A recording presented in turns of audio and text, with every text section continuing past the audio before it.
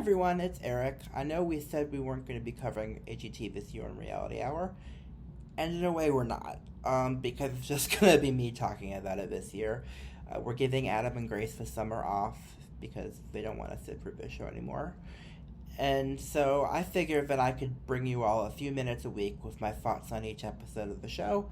So let's get started with the premiere. And as usual for Reality Hour, I am only going to talk about the acts that made it through. We start things off with a packed drum line from Chicago.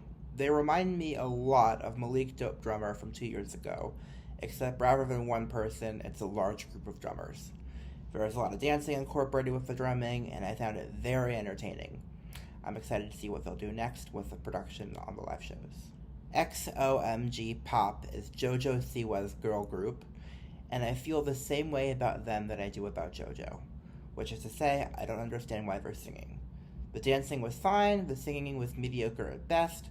The song I can describe as Rainbow Vomit, which matches the outfits perfectly, I guess. I mean, I get why little girls will like this, but not for me.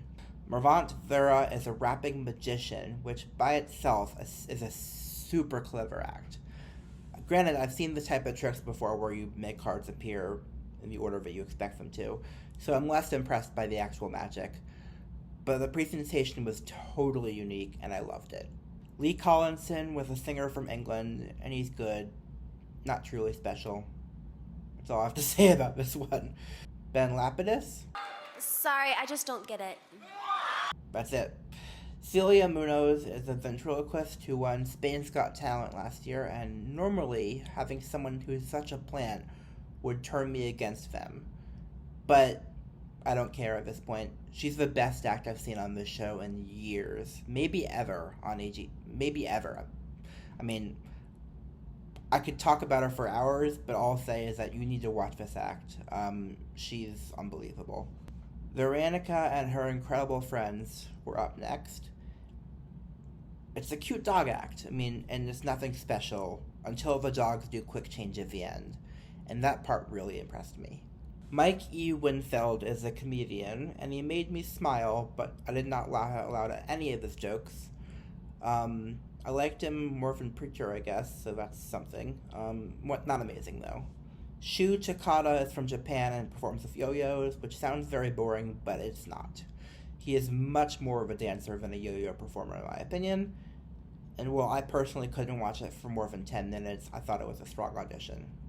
And Avery Dickson is Terry Cruz's Golden Buzzer act who plays saxophone.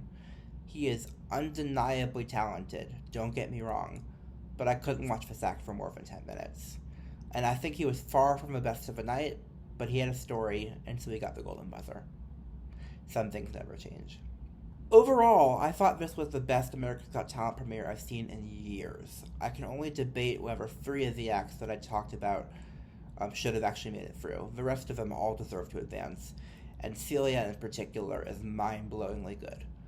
So I'm cautiously optimistic about this season. I will see you next week with my thoughts on episode 2. Bye.